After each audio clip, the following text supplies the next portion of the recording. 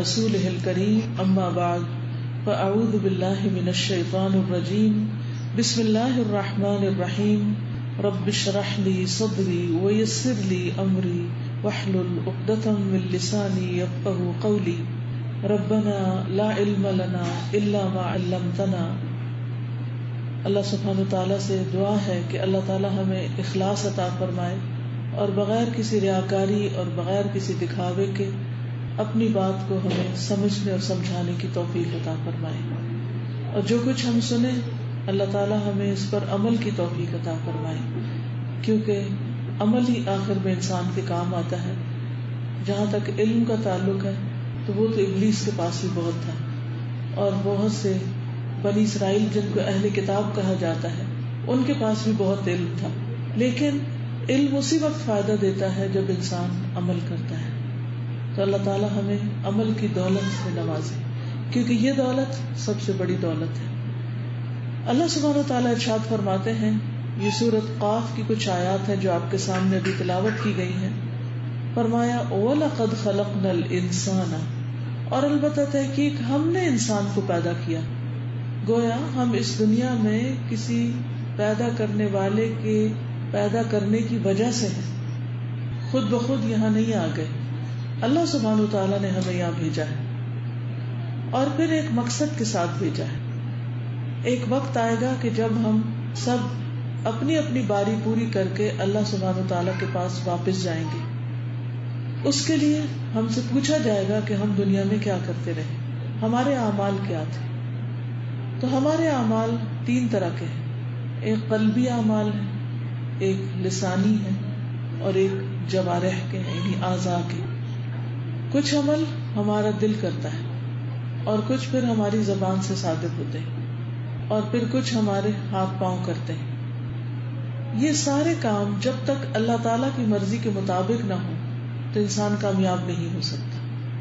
جہاں تک دل کا تعلق ہے تو انسان کا ایمان بھی دل میں ہوتا ہے، اگرچہ اس کا زبان سے بھی وہ اقرار کرتا ہے اور عمل سے اس کی گواہی دیتا ہے، لیکن سب سے پہلے وہ دل میں راسخ ہوتا ہے، دل اس پر یقین کرتا ہے. اسی طرح کفر اور نفاق بھی دل میں ہوتے ہیں. ظاہر انسان اپنے آپ کو مسلمان کہتا بھی رہے، لیکن اگر اس کے دل میں اسلام کے بارے میں شک ہے، اللہ کے بارے میں شک ہے، محمد صلی اللہ علیہ وسلم کے بارے میں شک ہے، قرآن کے بارے میں شک ہے، تو چاہے ایک شخص کا نام محمد ہی کیوں نہ ہو یا ابو بکر ہی کیوں نہ ہو، اگر اس کے دل میں یقین نہیں تو اس کا اچھے سے اچھا نام اس کو فائدہ نہیں دے گا. اسی طرح انسان کے دل کے اندر ایمان ہونے کے باوجود وسوسے پیدا ہو جاتے ہیں، کبھی کبھی شک کی لہر دوڑ جاتی ہے، اور یہ سب کے ساتھ ہوتا ہے. یا اس کے علاوہ بھی کچھ ایسے خیالات ہوتے ہیں جن کو انسان زبان پر نہیں لاتا، تو اس کے بارے میں اللہ تعالیٰ فرماتے ہیں وَنَعْلَمُ، اور ہم جانتے ہیں، مَا تُوَسْوِسُ بِهِ نَفْسُهُ، کہ اس کے دل میں جو خیالات اٹھتے ہیں.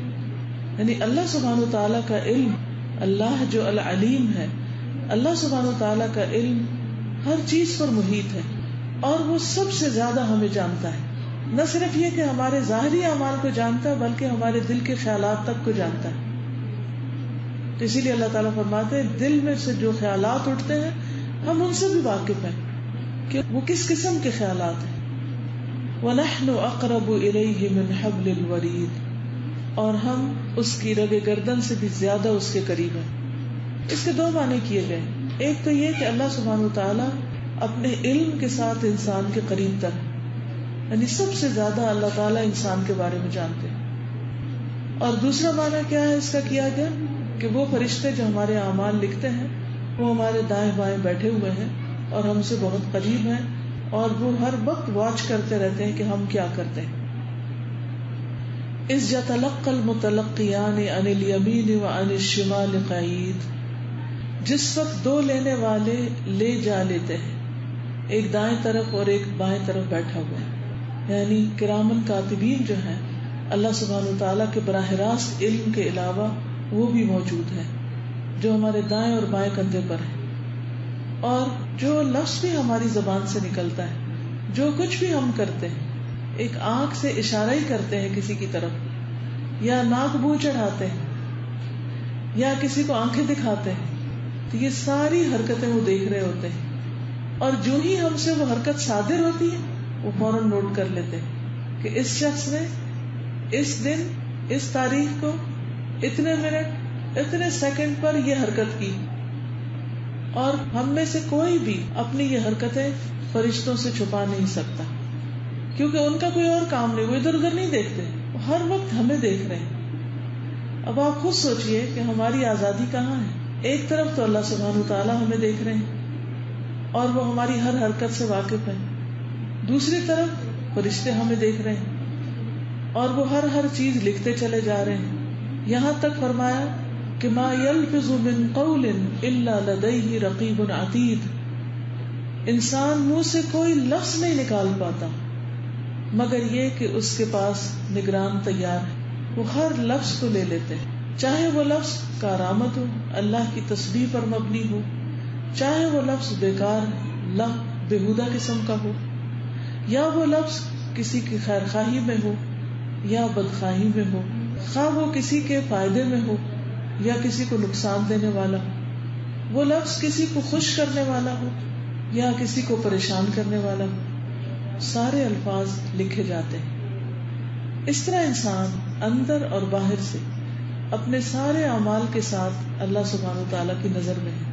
اس لیے ہم سب پر لازم ہے کہ ہم جو دل میں لائیں اس پر بھی فکر کریں، اور جو زبان سے بولیں اس کو سوچ سمجھ کے بولیں، بغیر تصدیق کے باتیں نہ کریں، کسی پر الزام نہ لگائیں، کوئی جھوٹ نہ بولیں، کیونکہ جو بھی کوئی شخص جھوٹ بولتا ہے فرشتے اس کو اچھی طرح سمجھ جاتے ہیں. اللہ کے فرشتے ایسے بندوں سے پھر محبت نہیں کرتے جو جھوٹ بولتے ہیں یا غلط بیانی کرتے ہیں یا مردہ بھائی کا گوشت کھاتے ہیں یعنی غیبت کرتے ہیں یا کسی پر الزام تراشی کرتے ہیں. تو ہماری یہ ساری حرکات جو ہیں وہ اللہ سبحانہ تعالیٰ کے سامنے ہیں، اس کے علم میں ہے، اور پھر فرشتوں کے علم میں بھی ہے. اور رقیب کا لفظ یہاں فرشتے کے لیے استعمال ہوا ہے. رقیب اس کو کہتے ہیں جو انتظار میں ہو، یعنی جو ہر وقت یہی انتظار کر رہا ہو کہ بھلا اب یہ کیا بولتا ہے. آپ دیکھیں کہ کوئی انسان کسی کی بات کے اتنے انتظار میں نہیں ہوتا کہ اچھا اس کے بعد یہ منہ سے کیا لفظ نکالے گا.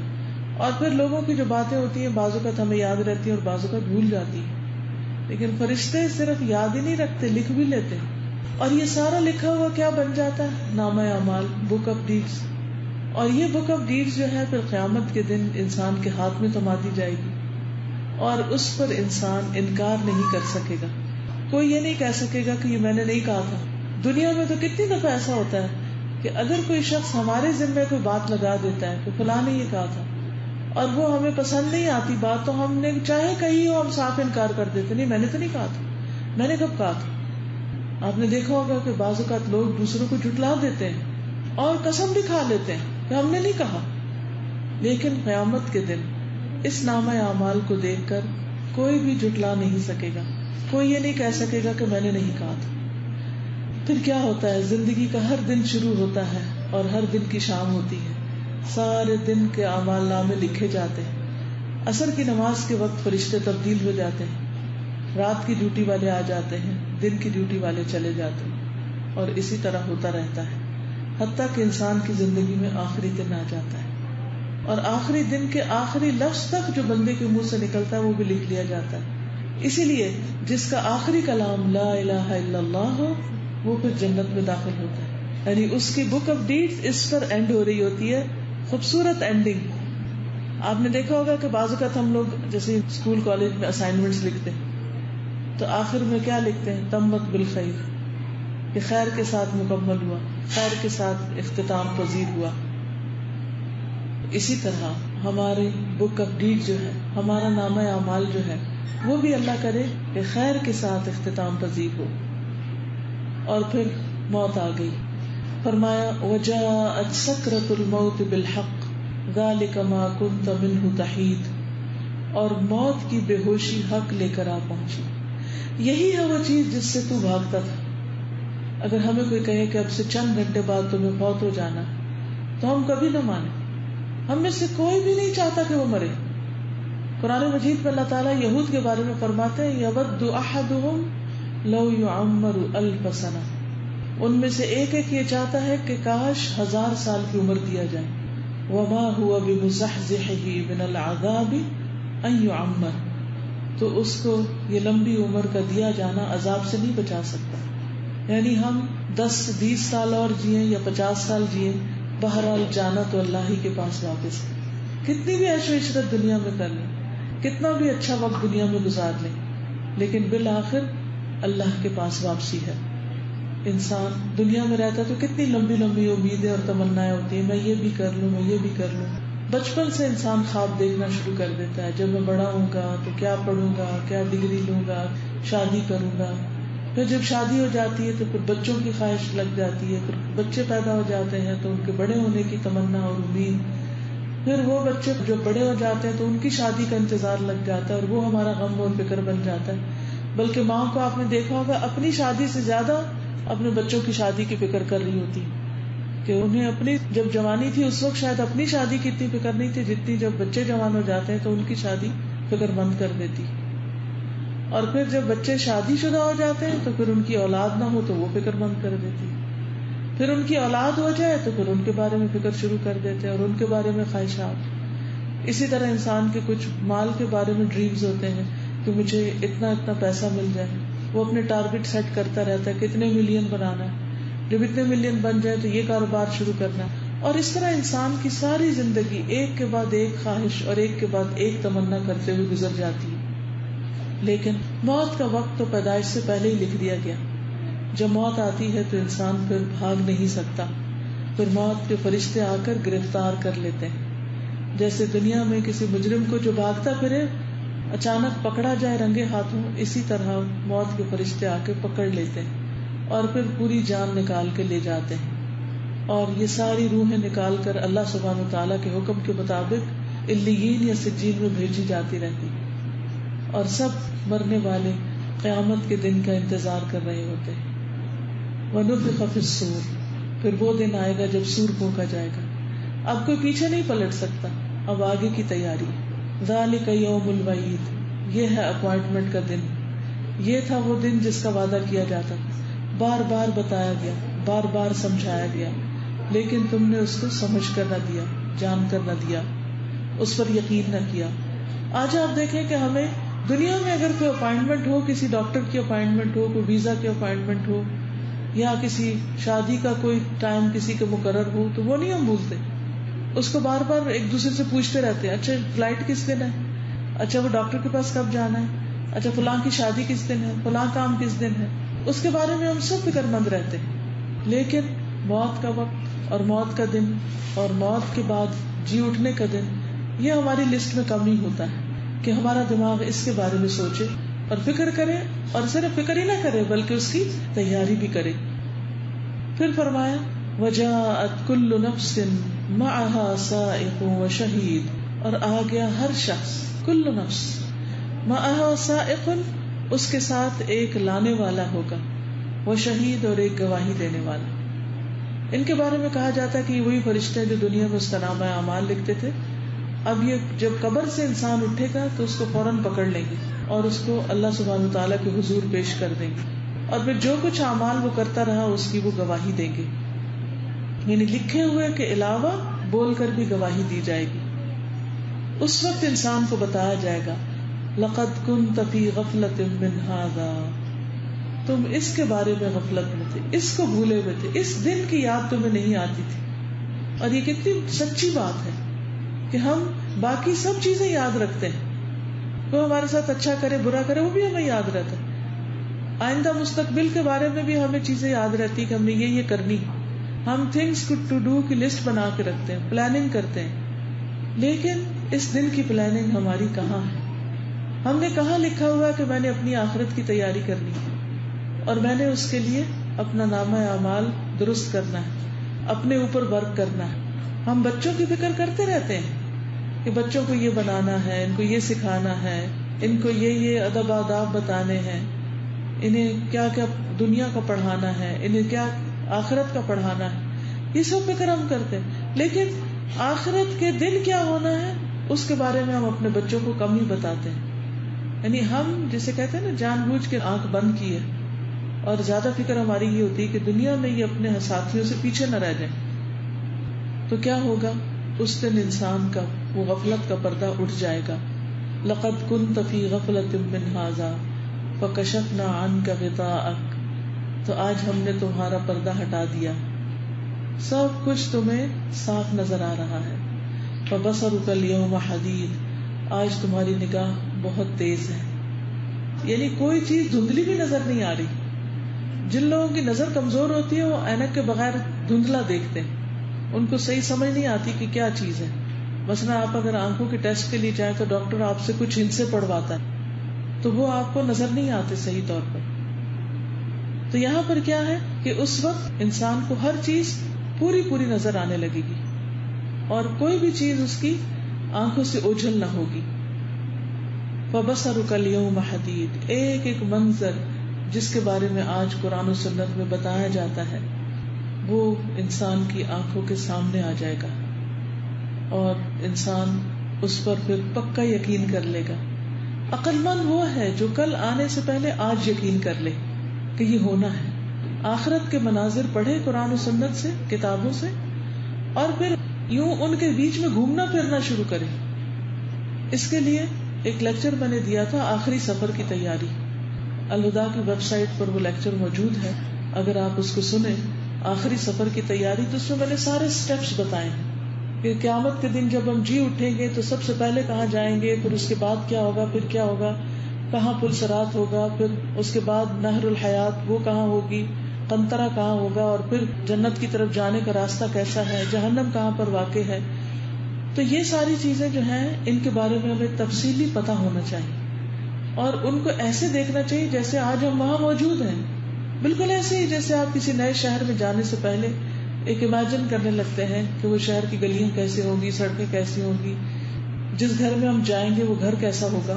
تو فَبَصَرُكَ الْيَوْمَ حَدِيدٌ. آج تمہاری نگاہ تیز ہو گئی اور سب کچھ نظر آ رہا ہے. وَقَالَ قَرِينُهُ هَذَا مَا لَدَيَّ عَتِيدٌ. اس کا ہم نشین فرشتہ کہے گا یہ حاضر ہے جو کہ میرے پاس تھا. یعنی ساری زندگی کا جو اس نے ریکارڈ رکھا ہوگا، لکھا ہوگا، وہ سارا وہ سامنے رکھ دے گا. اب کون انسان ہے جو فرشتے کے لکھے ہوئے کو انکار کرے اور یہ کہے کہ یہ تو میں نے نہیں کیا، یا جھگڑا کرے کہ نہیں یہ تو میں نے نہیں بولا تھا، میں تو یہاں نہیں گئی تھی. ہاں، آپ دنیا میں بہت سے کام کر کے بھول چکے ہوتے ہیں، بہت سی باتیں کہہ کے فراموش کر چکے ہوتے ہیں. جیسے بعض اوقات میں اپنا کوئی لیکچر سنتی ہوں پچھلا، تو میں سوچتی ہوں اچھا یہ میں نے کہا تھا، یہ کہاں کہا تھا، یہ کون سی جگہ تھی جہاں میں نے یہ بولا تھا. خود بھول جاتا ہے. اور یہ میرے ساتھ ہی نہیں، ہر ایک کے ساتھ ہوتا ہے. کتنی ہی چیزیں ایسی ہیں کہ جن کو ہم ذرا ریکال کرتے ہیں اپنی میموری میں، اپنے حافظے میں ان کو حاضر کرتے ہیں تو وہ ہمیں یاد نہیں آتی. ہم کہتے ہیں ہاں یہ کہیں دیکھا تھا. کتنے لوگ ایسے ہیں نا جن کو ہم زندگی میں ملے ہوتے ہیں، ان کے نام بھی آتے ہیں، ان کا آتا پتہ بھی معلوم ہوتا ہے، اور پھر کیا ہوتا ہے، بھول جاتے ہیں. ان کے فون نمبر زبانی یاد ہوتے پھر وہ بھول جاتے ہیں. لیکن بک آف ڈیڈز جو ہے، نامہ اعمال جو ہے، اس میں ہر چیز ایسے لکھی ہوگی کہ کچھ بھی نہیں بھولا ہوگا. ھذا ما لدی عتید. یہ ہے وہ چیز جو میرے پاس ہے، بالکل تیار، حاضر. یہ دیکھ لیں اس کا سارا نامہ اعمال. کیا انسان اس وقت انکار کر سکے گا کہ یہ میں نے نہیں کیا؟ وہ عمل جو چھپ کے کیے وہ بھی سامنے ہوں گے، اور وہ عمل جو سب کے سامنے کیے وہ بھی وہاں پر موجود ہوں گے. وہ عمل جو بچپن میں جب ہوش سنبھالی اس وقت کیا، وہ جو جوانی میں کیے، وہ جو لوگوں کی موجودگی میں کیے. اور نہ صرف یہ کہ عمل بن کے ان کے پیچھے جو نیتیں ہوں گی وہ بھی ساتھ ہوں گی. اور اسی بنا پر وہ یا دائیں ہاتھ والے فرشتہ لکھے گا یا بائیں ہاتھ والا. کیونکہ ایک دنیا کمانے والا اگر دنیا کے ارادے سے نکلتا ہے تو اس کے لیے وہ برا نہیں، لیکن اگر کوئی دین بھی پڑھتا ہے لیکن دنیا حاصل کرنے کے لیے تو اس کے لیے سخت برا ہے، اس کے لیے ہلاکت کا باعث ہے. کیونکہ وہ دین کا علم انسان کی آخرت بنانے کے لیے، نہ کہ دنیا کمانے کے لیے. ھذا ما لدی عتید. تو اللہ تعالیٰ کا حکم ہوگا القیا فی جہنم کل کفار عنید. ڈال دو جہنم میں ہر کافر سرکش کو، ہر سرکشی کرنے والے کو جہنم میں پھینک دو. تو اس سے پتہ یہ چلتا ہے کہ جو کفار ہوں گے، اور خاص طور پر سرکش کفار جو مسلمانوں کو اللہ کے راستے سے روکتے بھی ہیں، بغض رکھتے ہیں، دشمنی رکھتے ہیں، جیسے نبی صلی اللہ علیہ وسلم کے زمانے میں ابو جہل اور ابو لہب وغیرہ تھے، تو ان کے بارے میں کیا حکم ہوگا؟ ان کو آگ میں پھینک دو. یعنی کہ حشر کے میدان میں ان کا نامہ اعمال دے کر ان کو فوراً آگ میں پھینک دیا جائے گا، کیونکہ ان کے پاس تو کوئی نیکی ہوگی نہیں. وہ نیک عمل جو کفر کے ساتھ وہ کرتے رہے وہ بھی نیکی میں نہیں لکھے جائیں گے، کیونکہ وہ اللہ پر ایمان نہیں رکھتے. تو اگر انہوں نے کوئی اچھا کام بھی کیا تو اس کا بدلہ ان کو دنیا میں دے دیا جائے گا، اور ان کی آخرت کے لیے ان کے لیے کچھ بھی نہیں ہوگا. مناع للخیر معتد مریب، اور اس کی بری عادتیں کیا تھی؟ جو خیر سے بہت روکنے والا تھا. کچھ لوگ خیر کی کنجیاں ہوتے ہیں اور کچھ شر کی کنجیاں، اور کچھ خیر کے تالے ہوتے ہیں اور کچھ شر کے تالے ہوتے ہیں. کچھ لوگ ایسے ہوتے ہیں جہاں جاتے ہیں خیر کے دروازے کھول دیتے ہیں، خیر کی راہیں دیکھتے ہیں، دوسروں کو دکھاتے ہیں. کچھ لوگ ایسے ہوتے ہیں کہیں بھی جائیں تو شر پھیلا کے آتے ہیں. تو یہ جو کفار عنید ہے، سرکش کافر ہے، یہ جہاں بھی جائیں شر پھیلاتے ہیں. اور ان کی سزا تو ہے ہی، لیکن ہر ایک کو جو شر پھیلانے والا ہو، خیر سے روکنے والا، اس کو اللہ سے ڈرنا چاہیے، کیونکہ یہ عمل اللہ تعالیٰ کے نزدیک نہایت پسندیدہ ہے. ایک ہے خود برا کرنا اور ایک ہے دوسروں کو برا کرنے پر اکسانا. ایک ہے خود اچھا نہ کرنا اور دوسرا یہ ہے کہ کسی کو اچھا نہ کرنے دینا. نماز سے روکنا، حجاب سے روکنا، کوئی دین سیکھنے لگے تو اس سے روکنا. تم کیا کرو گے قرآن پڑھ کر؟ پہلے نہیں پڑھا ہوا، گھر میں نہیں پڑھ سکتے، کیا ضرورت ہے سیکھنے کی؟ تو کچھ لوگ دوسروں کو نیکی کے راستے پہ جانے سے روکتے ہیں. کوئی صدقہ کرنے لگے تو ان کو روک دیتے ہیں، یعنی یہ فقیر ہے، ہٹے کٹے، انہیں کام کرنا چاہیے. کوئی حج پہ جا رہا ہو تو اس کو روکتے ہیں، ابھی تمہارے بچے چھوٹے ہیں اور تم کیا اپنے آپ کو اتنی مشقت میں ڈالو گے.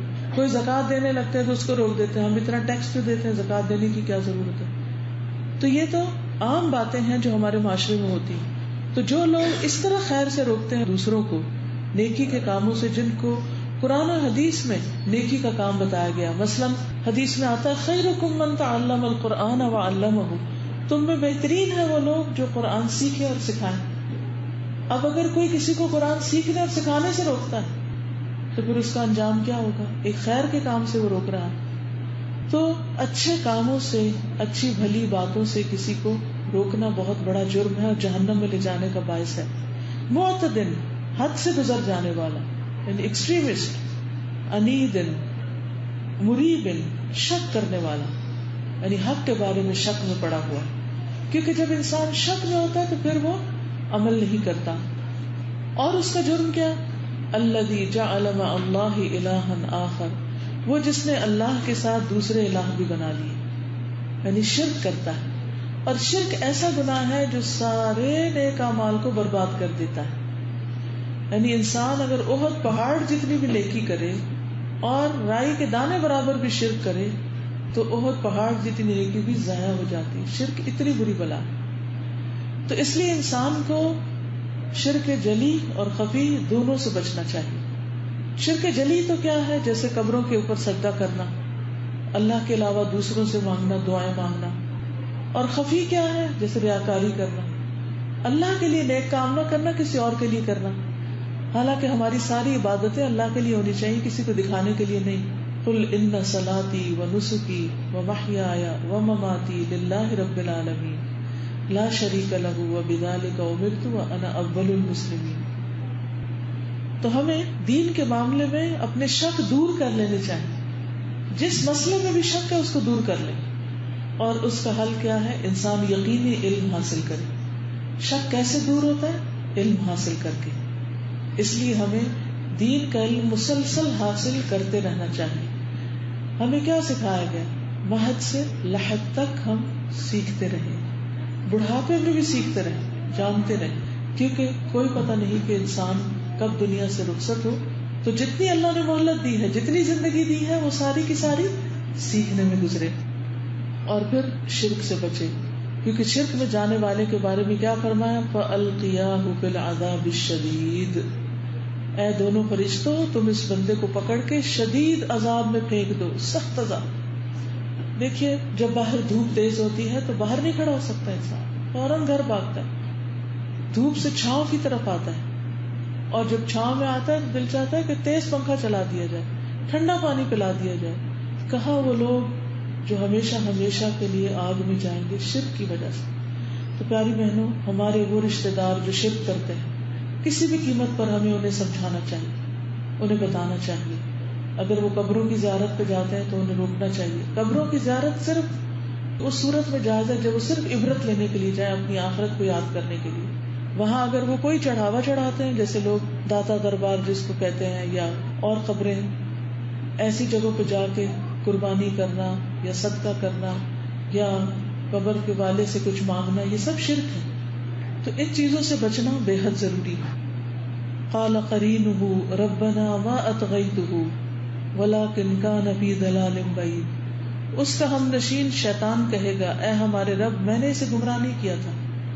شیطان انسان کو بھٹکاتا ہے، لیکن قیامت کے دن شیطان منکر ہو جائے گا، وہ دھوکہ دے جائے گا اور کہے گا کہ میں نے تو کچھ نہیں کہا تھا، تو معصوم بن جائے گا اور انسان کو پھنسا دے گا. حالانکہ دنیا میں ہر وقت انسان کے دل میں وہی وسوسہ ڈالتا ہے.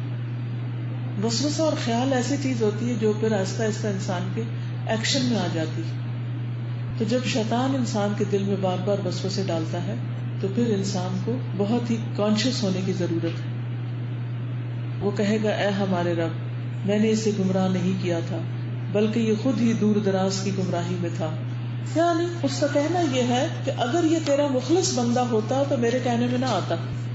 اس کو تو برائی خود ہی پسند تھی، یہ تو برے کام خود ہی کرنے والا تھا، برے کاموں میں دلچسپی رکھتا تھا، لہٰذا میں نے جب اس کو برائی کا راستہ دکھایا تو اس نے فوراً لبیک کہہ دی. تو اس سے کیا پتہ چلتا ہے کہ انسان سب سے پہلے اپنے دل کی فکر کرے، اپنا تزکیہ کرے. اسی لیے قرآن مجید میں آتا نا، قد افلح من تزکا وذکر اسم ربہ فصلی. یقیناً کامیاب ہو گیا وہ جس نے اپنا تزکیہ کر لیا، یعنی اپنے دل کو برے خیالات سے پاک کر لیا، بری خواہشات سے پاک کر لیا. اور اس پر انسان کو کوشش کرنی چاہیے اور اللہ تعالیٰ سے دعا کرنی چاہیے کہ اللہ میرے دل کو اپنے لیے خالص کر لے، میرے دل میں نیکیوں کا شوق پیدا کر دے، نیک کام کرنا میرے لیے آسان کر دے. کیونکہ جب دل کے اندر شوق ہوگا تو آپ ایسی راہیں تلاش کرنے لگیں گے جہاں سے آپ کو نیکی کی بات پتہ چلے. اور پھر کیا ہوگا کہ انسان اللہ سبحانہ وتعالیٰ سے مدد مانگے گا، اور وہ مدد آتی ہے وذکر اسم ربہ فصلی، ذکر اور نماز کے ساتھ. یعنی برائی سے بچنے کے لیے، تزکیے کے لیے کیا کریں؟ کثرت ذکر کریں. یاد رکھیے جو لوگ دنیا میں ذکر کی کثرت کرتے ہیں وہ موت کے وقت بھی اللہ کو یاد کرتے ہیں، اور پھر قیامت کے دن بھی والذاکرین اللہ کثیرا والذاکرات میں سے اٹھائے جائیں گے. اور جو لوگ دنیا میں اللہ کا ذکر نہیں کرتے، غافل رہتے ہیں، پھر قیامت کے دن مرتے وقت بھی وہ اور دنیا کی باتیں کر رہے ہوں گے جو ان کے محبوب ہوگی، دل پسند. فصلی، پھر نماز پڑھے. نماز جو ہے وہ برائیوں سے روکتی ہے انسان. ہر نماز کے وقت انسان اللہ کے سامنے جا کھڑا ہوتا ہے اور اس کو شرمندگی ہوتی ہے کہ میں غلط کام کر رہا ہوں، میں غلط باتیں سوچتا ہوں، دوسروں کے بارے میں بدگمانی کرتا ہوں، یا دوسروں کے بارے میں حسد رکھتا ہوں، یا جو بھی انسان کے دل میں بری بری باتیں آتی ہیں. پھر انسان اپنا محاسبہ خود کرتا ہے، کیونکہ دل ایسی چیز ہے جس کو کوئی اور نہیں چیک کر سکتا. آپ اپنی گفتگو کسی سے چیک کروا سکتے ہیں کہ اچھا میں اگر کوئی غلط لفظ بولوں تو مجھے روک دینا. کیا آپ اپنا دل بھی کسی سے چیک کروا سکتے ہیں؟ نہیں. دل کا حال تو اللہ ہی جانتا ہے. تو یہ اللہ کا بڑا فضل ہے کہ اس نے ہمارے دلوں کے خیالات کو چھپا رکھا ہے، ورنہ اگر وہ ظاہر ہو جائے تو لوگ ہم سے نفرت کرنے لگے. کیونکہ شیطان کا حملہ دل پہ ہوتا ہے، وہ برے خیالات بعض اوقات اللہ کے بارے میں، اس کے فرشتوں کے بارے میں، رسولوں کے بارے میں، قرآن کے بارے میں، آخرت کے بارے میں شک ڈالنے لگتا ہے. تو ایسی چیز جب بھی دل میں آئے تو فوراً لا الہ الا اللہ پڑھنا چاہیے. لا الہ الا اللہ، لا الہ الا اللہ. کیونکہ ان الحسنات یذہبن السیئات، نیکیاں جو ہیں وہ برائیوں کو دور کر دیتی ہیں، مٹا دیتی ہیں. تو اب ہوگا یہ کہ شیطان جو ہے وہ کہے گا کہ رب میں نے تو اس کو نہیں بھٹکایا، تو خود بھٹکا ہوا تھا. تو انسان اپنا دفاع کرنے لگے گا تو اللہ تعالیٰ فرمائے گا قال لا تختصموا لدی وقد قدمت الیکم بالوعید. اللہ تعالیٰ فرمائے گا بس میرے سامنے جھگڑے کی بات مت کرو، آج جھگڑنے کی ضرورت نہیں، میں تو پہلے ہی تمہاری طرف وعید بھیج چکا تھا.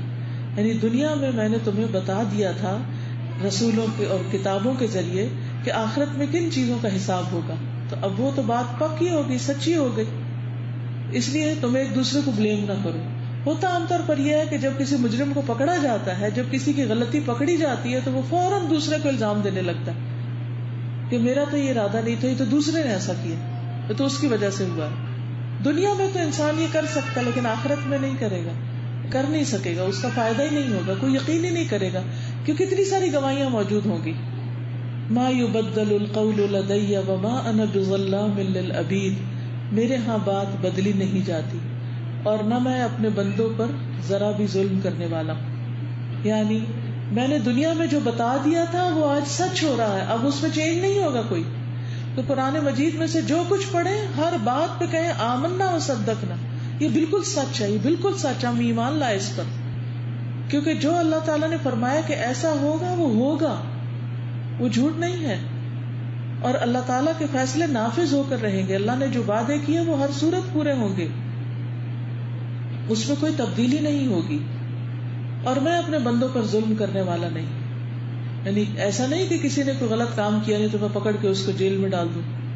دنیا میں تو جھوٹی گواہیاں ہو سکتی ہیں، کسی کو غلط فہمی ہو سکتی ہے کہ ایک شخص مجرم نہ ہو اور وہ مجرم بنا کے جیل میں ڈال دیا جائے، لیکن اللہ کے یہاں ایسی کوئی غلطی نہیں. اللہ سبحانہ وتعالیٰ کسی پر کوئی ظلم نہ کرے گا. یوم نقول لجہنم حل امتلأت وتقول حل من مزید، جس دن ہم جہنم سے کہیں گے کیا تو بھر گئی، یعنی مجرموں سے بھر گئی. کیا کہے گی؟ وتقول، اور وہ کہے گی حل من مزید، کیا مزید بھی لوگ ہیں اور مجرم ہیں تو اور لے آؤ، میرا پیٹ بہت بڑا، سب کو کھا جاؤں گی. تو اس وقت اللہ سبحانہ وتعالیٰ اس پر اپنا پاؤں رکھ دیں گے اور وہ کہے گی قط قط، بس بس. ورنہ جہنم دھاڑ رہی ہوگی، مجرموں کو پکار رہی ہوگی. تدعو من ادبر وتولى، وہ بلا لے گی جو بھی منہ موڑے اور پیٹ پھیر کر جائے. تو اس لیے دین سے کبھی بھی منہ موڑ کر نہ جائیں، پیٹ پھیر کر نہ جائیں، کیونکہ آگے کھائی ہے. پھر اصل راستہ اللہ ہی کا راستہ ہے اور ڈرتے ہوئے زندگی گزارنی چاہیے. وَأُزْلِفَتِ الْجَنَّةُ لِلْمُتَّقِينَ غَيْرَ بَعِيدٍ، اور جنت پرہیزگاروں کے لیے بالکل قریب کر دی جائے گی، سامنے لے آئی جائے گی، دور بھی نہیں جانا پڑے گا، کوئی مشقت نہیں اٹھانی پڑے گی، ذرا بھی دور نہ ہوگی. دنیا میں کیا ہوتا ہے کہ بعض اوقات آپ اپنا کوئی پسندیدہ پکنک پوائنٹ چوز کرتے ہیں، گاڑی کہیں پارک کرتے ہیں، چل چل چل چل کے آپ آگے جاتے ہیں. کبھی کسی پہاڑ پر جانا ہوتا ہے تو وہاں گاڑی نہیں جاتی تو آپ کیا کرتے ہیں، پہاڑ کے نیچے گاڑی روکے پھر پہاڑ چڑھنا پڑتا ہے جب شہر کا نظارہ نظر آتا ہے. کسی سمندر کے ساحل پہ جاتے ہیں تو عین سمندر کے اوپر نہیں گاڑی رکتی، پیچھے روکنی پڑتی. تو آپ کو ایک مشقت کرنی پڑتی، لیکن وہاں پر کسی قسم کی کوئی مشقت نہ ہوگی، کسی بھی قسم کی کوئی پریشانی نہیں ہوگی. بس آپ تمنا کریں گے اور جنت سامنے دیکھ لیں گے. لیکن یہ کب؟ یہ اسی وقت ہوگا جب دنیا میں انسان بچ بچ کے چلتا رہے اللہ کی پسند اور مرضی کے مطابق. ھذا ما توعدون لکل اواب حفیظ، یہ ہے وہ چیز جس کا تم وعدہ دیے جاتے ہو. یعنی دنیا میں تم سے یہ وعدہ کیا جاتا تھا کہ اگر تم اللہ سبحانہ وتعالیٰ کی مرضی کے مطابق زندگی بسر کرو گے تو تمہیں یہ جنت کا ٹھکانہ ملے گا. جیسے ایک صحابی نے جو کھجوریں کھا رہے تھے، نبی صلی اللہ علیہ وسلم سے پوچھا کہ اگر میں اللہ کے راستے میں لڑوں تو میرے لیے کیا ہے؟ تو آپ نے فرمایا فلک الجنہ. تو اسے کھجوریں کھاتے ہوئے پھینک دی کہ پھر تو بڑی دیر لگ جائے گی، اور فوراً میدان میں کود پڑے اور شہید ہوئے اور جنت میں پہنچ گئے، کیونکہ وعدے پہ یقین تھا نا کہ ملے گی، اسی لیے وہ اپنی جان بھی دے دیتے. آج ہم اپنا وقت نہیں دے سکتے، تھوڑی سی مصروفیت میں سے اپنا ٹائم دین سیکھنے سکھانے کے لیے نہیں نکالتے کہ پھر ہمارے دنیا کے کام رہ گئے. کیونکہ دنیا ہمیں یقینی لگتی ہے، آخرت خیال لگتا ہے. حالانکہ دنیا ایک فریب ہے اور آخرت حقیقی چیز ہے. تو ہمیں اپنی نظر درست کرنے کی ضرورت ہے. تو جنت کا وعدہ کیا جاتا ہے لکل اواب، ہر اواب کے لیے. اواب ہے جو ہر حال میں اللہ کی طرف پلٹے. کوئی مشکل پیش آئے تو اللہ سے دعا کرے، کوئی گناہ کر بیٹھے تو اللہ سے توبہ کرے، بھول جائے تو اللہ کو یاد کر لے، نعمت ملے تو اللہ تعالیٰ کا شکر ادا کرے. تو اواب وہ ہوتا ہے جو پلٹ پلٹ کے اللہ ہی کی طرف جاتا ہے. یعنی اللہ سبحانہ وتعالیٰ از سینٹر آف لائف، اس کی زندگی کا مرکزی نقطہ اللہ کی یاد ہوتی ہے اور ہر حال میں وہ اللہ سبحانہ وتعالیٰ کی طرف پلٹتا ہے. جیسے دنیا میں کیا ہوتا ہے، جس سے ہم محبت کرتے ہیں، جب ہمیں کوئی خوشی ملتی ہے تو ہم اس کی طرف بھاگتے ہیں، جب ہمیں کوئی غم آتا ہے تو اس کی طرف جاتے ہیں، کوئی پریشانی آتی تو ہم اس سے شیئر کرتے ہیں. لیکن مومن جو ہے وہ ہر چیز اپنے رب کے ساتھ کرتا ہے. یعقوب علیہ السلام کو جب یوسف علیہ السلام کے بارے میں پریشانی اٹھانی پڑی تو انہوں نے کیا کہا؟ انما اشکو بثی وحزنی الی اللہ، میں اپنے غم اور دکھ کی فریاد اللہ سے کرتا ہوں. مومن اپنے غم اللہ کی طرف لے جاتا ہے، اپنے دکھ، پریشانیاں، ضرورتیں، حاجتیں، ہر چیز میں. نماز کا وقت ہوا تو نماز کی طرف، اور صرف فرض نماز نہیں، نوافل کی بھی پابندی کرتا ہے. جیسے جو چاشت کی نماز پڑھتا ہے وہ اواب کہلاتا ہے. یعنی اواب کی جو خصوصیت ہے وہ یہ ہے کہ وہ فرائض کے علاوہ نوافل بھی ادا کرنے والے ہوتے ہیں. اور دوسری صفت جس کا ذکر یہاں کیا گیا حفیظ، حفاظت کرنے والا، یعنی جو اپنی نگاہوں کی حفاظت کرنے والا اور اللہ تعالیٰ کی طرف سے جتنے احکامات آئے ہیں ان کی حفاظت کرنے والا، اپنی زبان کی حفاظت، اپنے ہر چیز کی حفاظت، کہ کوئی ایسا کام نہ ہو کہ جو اللہ تعالیٰ کو پسند نہ آئے. من خشی الرحمن، اور کون ہے جنت میں جانے والا؟ من خشی الرحمن بالغیب، جو رحمان سے غائبانہ طور پہ ڈرتا ہو، یعنی اللہ تعالیٰ کو اس نے دیکھا نہیں پھر بھی ڈرتا ہے اللہ سے. اور یاد رکھیے کہ جو اللہ سبحانہ وتعالیٰ کا ڈر ہے یہ سارے نیک اعمال کی بنیاد ہے. جس کے دل میں اللہ کا ڈر، تقویٰ پیدا ہو گیا، وہ ضرور اچھے کاموں کی طرف دوڑنے لگے گا، اور اچھے کاموں کے کرنے کے لیے ان کا علم حاصل کرنا ضروری. تو پہلا نقطہ کیا ہے کہ انسان مزید سیکھے. سیکھنے کے لیے کسی نہ کسی ایسے حلقہ درس کو اختیار کرے. اگر کوئی آپ کے آس پاس حلقہ درس، کوئی کلاس وغیرہ نہیں ہے تو انٹرنیٹ پہ آپ ہر طرح کے دروس سن سکتے ہیں. اگر آپ کی زبان عربی ہے تو عربی میں بہت سے شیوخ کے لیکچرز ہیں اچھے اچھے. اگر اردو ہے تو اردو میں بھی بہت سے لیکچرز ہیں. اگر آپ farhathashmi.com پہ جائیں تو پورے قرآن مجید کی تفسیر آپ کو ملے گی. ہر ٹاپک پر آپ کو لیکچرز مل جائیں گے. آپ اگر روزانہ کا ایک بھی سن لیں، اگر اپنے کچن میں کام کرتے ہوئے، کھانا پکاتے ہوئے سن لیں، تو بھی آپ کے اندر کوئی نہ کوئی بات جائے گی اور انشاءاللہ آپ کی زندگی میں تبدیلی آئے گی. پھر اسی طرح وجاء بقلب منیب، اور جو توجہ والا دل لایا ہو، یعنی جو اللہ کی طرف رجوع کرنے والا، اللہ کی اطاعت کرنے والا ہو، یا قلب سلیم لایا ہو جو اپنے دل کو شرک کی غلاظتوں نجاستوں سے بچا کے صاف ستھرا تزکیہ کر کے اپنے رب کے حضور پہنچا. ایسے لوگوں کے لیے جنت ہے. اور یہ چیز ایسے ہی حاصل نہیں ہوتی، اس کے لیے انسان کو بڑی محنت کرنی پڑتی. حکم ہوگا ادخلوها بسلام، جنت میں داخل ہو جاؤ سلامتی کے ساتھ. آج تمہیں کوئی تکلیف نہیں، کوئی پریشانی نہیں، کوئی تمہیں نقصان نہیں دے سکتا. ذالک یوم الخلود، یہ ہے ہمیشگی کا دن. اب یہ زندگی ختم نہیں ہوگی. دنیا میں ہمیں کتنی بھی سلامتی اور پیس اور کتنا بھی امن اور کھانا پینا اور رزق ہر چیز نصیب ہو، لیکن کیا ہوتا ہے؟ وہ سب کچھ ختم ہو جاتا ہے. ہر دن ختم ہو جاتا ہے، ہر سال ختم ہو جاتا ہے، زندگی یوں ہی تمام ہو جاتی ہے. کہتے ہیں نا صبح ہوتی ہے شام ہوتی ہے، زندگی یوں ہی تمام ہوتی ہے. صبح ہوگی اب شام ہوگی، اب صبح ہوگی اب شام ہوگی. یہ سائیکل چلتا رہتا ہے. ایک دن آتا ہے تو سائیکل ٹوٹ جاتا ہے اور انسان اللہ کے حضور حاضر ہو جاتا ہے. لیکن جب دوبارہ جی اٹھنے کے بعد انسان جنت میں پہنچے گا تو وہ دن کبھی بھی ختم نہیں ہوگا. لہم فیہا ما یشاؤون ولدینا مزید، وہاں اس میں ان کے لیے ہر وہ چیز ہوگی جو وہ چاہیں گے، اور ہمارے پاس مزید بھی ہے. یہ مزید کیا ہے؟ اللہ سبحانہ وتعالیٰ کا دیدار. انسان جب اللہ سبحانہ وتعالیٰ کو دیکھے گا تو اس سے باقی ساری نعمتیں ہیچ لگیں گی، بہت کم لگیں گی. ہر نعمت دنیا میں جو کچھ بھی، چاہے قارون کے خزانوں سے بھی بڑے خزانے ہیں اس کے پاس، وہ بھی مچھر کے پر برابر لگیں گے. یعنی وہ جنت کی نعمتیں، اور جنت کی نعمتوں میں سب سے بڑی نعمت اللہ سبحانہ وتعالیٰ کا دیکھنا. تو یہ ہماری منزل ہونی چاہیے، یہ ہماری تمنا ہونی چاہیے، یہ ہماری دعا ہونی چاہیے، یہ ہماری زندگی کی سب سے بڑی خواہش ہونی چاہیے کہ اللہ تو اپنے چہرے کے دیدار سے محروم نہ کرنا. لیکن یہ کس کے لیے ہے؟ وہ جو رحمان سے غائبانہ طور پر ڈرے، جو دوسروں کو کھانا کھلائے، جو اپنی زبان کی حفاظت کرے، جو دوسروں کی ضروریات کو پورا کرنے والا ہو، جو اللہ کی خاطر صبر کرنے والا. وَلِرَبِّكَ فَاصْبِرْ. دنیا میں ہر انسان پر مشکل حالات اور واقعات گزرتے ہیں، لیکن جو اللہ سے ڈر کر حرام چیزوں کی طرف نہیں جاتا، ان سے بچتا اور تقوی اختیار کرتا، قیامت کے دن ایسے لوگوں کو اللہ سبحانہ وتعالیٰ اپنا دیدار عطا کریں. لیکن جو دنیا میں اللہ کا انکار کرتے ہیں، اللہ کے احکامات کا انکار کرتے ہیں، تو پھر وہ اس کے دیدار سے محروم رکھے جائیں گے. تو اللہ تعالیٰ سے دعا ہے کہ وہ ہمارا خاتمہ بہترین طریقے پر کرے، ایمان کے ساتھ، اور ہمیں اپنے صالح بندوں، مقرب بندوں سے جا ملائے. ہماری موت کو آسان کر دے، ہمارے جی اٹھنے کو آسان کر دے، ہمارا حساب آسان کر دے، ہمارا جنت میں داخلہ آسان فرما دے، اور ہمیں صالحین کی صحبت نصیب فرمائے. وآخر دعوانا ان الحمد للہ رب العالمین.